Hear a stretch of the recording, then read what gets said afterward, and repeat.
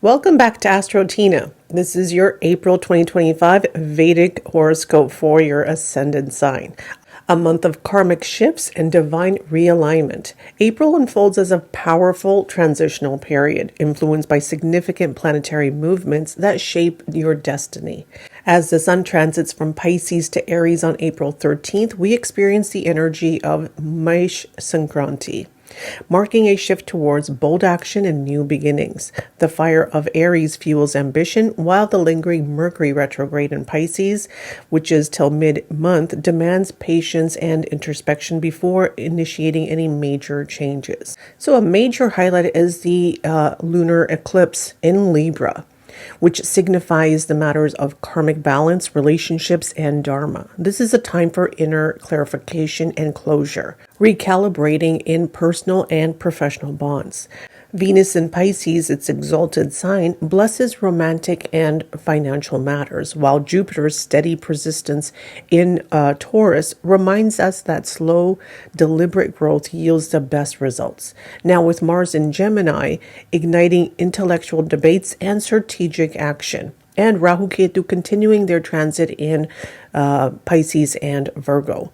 So this month is a blend of karmic lessons, steady insights, and the need for patience and rapid shifts. So expect breakthroughs, but only if you're aligning your efforts with divine timing. So now let's look at each sign individually. Leo Ascendant, your April 2025 monthly forecast. Now, the month begins on a positive note. So the first and second, we're looking at your public image. This is how you present yourself to the world. And you'll see that your energies are actually quite focused, especially regarding your work and how you present yourself at work. So definitely you'll get the recognition that's due to you. Now, moving on to the third and fourth, these are days that are really great for socializing. So go out, have some fun, do some networking. Great days for that as well. Moving on to the 5th, 6th, and 7th. This is where you could want to self-isolate. Your energies could be low. So definitely be mindful of how you're spending your energy.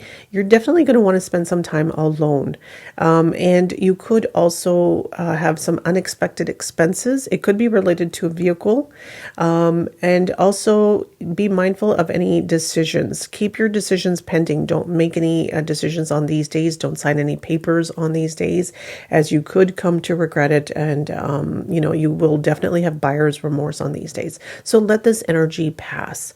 Now, moving on to the 8th and 9th. These are your days. Focus your energies on yourself. Do some rest, relaxation, do some self-reflection, some meditation, journaling, anything to regain your strength and your energy. This is where you recharge your battery for the month.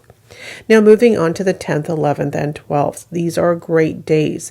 These are your money days. This is where the money flow will be great. This is where you'll see that you have more money in your wallet. If you need to ask for money from your spouse or anybody that owes you money, great time for you to ask for that money, because it'll come to you without resistance.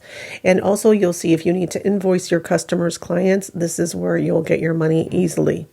And if you need to buy a lottery ticket, great time for you to do that, scratch and win as well. So higher chances of you actually winning. And if you want to do some money manifestation, great days for that as well. These are also great days for you to spend with your family. Your words will actually have more weight on these days. So if you need to have a talk with your family, great time, because they'll actually really listen to you. Your words will matter on these days. Now, moving on to the 13th and 14th. Really good, happy, positive energy here. This is a great time to spend with your siblings. You'll see that the energies are very positive, very supportive.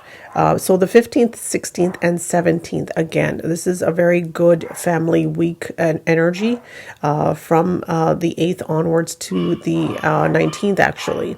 So the 15th, 16th, and 17th, this is where you're happy at home. Your home environment is loving, it's supporting, and you'll see that these days are great for you to bond with your mother figure as well. You'll see that it's very nurturing energy. Moving on to the 18th and 19th, this is where your energies are very focused. This is where, if you're a student, great time for you to focus on your studies because you'll actually be able to absorb that information that you're taking in. And if you are a teacher, this is a great time for you to actually communicate through your communication will actually get articulated in a way that it actually gets absorbed by your students as well. Now, moving on to the 20th, 21st, and 22nd. These are not favorable energy days. This is where your energies are challenged. Okay, so you could have challenges related to work. You could have challenges related to health, debt, disputes.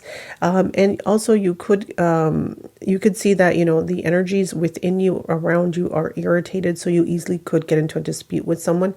So keep your energies to yourself. Know that, your energies are not favorable, and let this energy pass. If you're someone who is going through court dates, these are not favorable days for you. So change it to more favorable days. Just look at the caution days and just avoid those days. The rest of the days are your days. They're favorable. Now, moving to the 23rd, 24th, great positive days for you, especially if you're married and in partnership. These are days where you'll bond with your significant other. Now, moving on to the 25th and 26th, these are where you have to be mindful of your energies on these days. These are stressful energies, so let this energy pass. Now, with Leo, this is hitting your 8th house. So you do have a stellium in your 8th house. So be mindful because you could have things related to your in-laws. So you could have a big get-together with your in-laws, not just particularly on these days, but for the month of April. You could have a get-together with the in-laws. They could have a big function or a big get-together. Also, you could get into a dispute with your in-laws. There could be some cheating. So whether it's business, whether it's partnership, whether it's anybody from the in-laws, there's that element related to the in-laws here. So be mindful of this energy. Also, be mindful, especially on these 2 days, of any accidents, okay? Because you do have Venus retrograde in the 8th house as well. So be mindful of this energy. So for the month of April, you do have to be mindful of how you drive. So drive carefully for the whole month of April. Now, moving on to this 27th and 28th. This is where the energies are now turning to your favor. These are great time for you to do some higher learning, do some spirituality, do some meditation. Great days for you to do that. The 29th and the 29th and the 30th, great days for you to do some networking, do some socializing, go out with your friends, have some fun. So when we look over April, your caution days are the 5th, 6th, and 7th, 20th, 21st, 22nd, 25th, and 26th. So you do have 8 days where you do need to be mindful of your energies. The rest of the month is your month, so make the most of all the opportunities that come your way.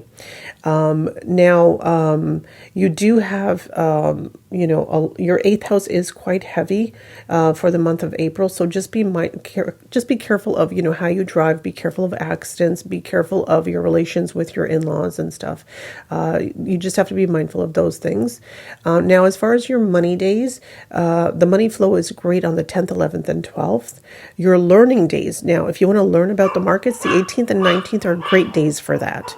And if you are already in the markets and you want to invest further, then the 3rd and 4th are great days for that. Now, again, this is not financial advice. Please do consult a professional. Now, regarding your honey days, if you're married, the 23rd and 24th, loving days with your spouse, great time to bond. And if you're single, then the 18th and 19th are great days for you to, go on that date and connect with someone. Now, if you're a student, then the 18th and 19th are great days for you to do some learning, to really absorb that information. And for Leos, because April is going to be a heavy month for you, the 8th and 9th, do take the time to rest, relax, reflect, do some self-reflecting as well, and regain your strength, recharge your batteries, because you definitely deserve it, Leo. I hope you have a wonderful April, and I hope you make the best of every opportunity and blessing that comes your way. Please don't forget to like, comment, share, and subscribe. Thank you.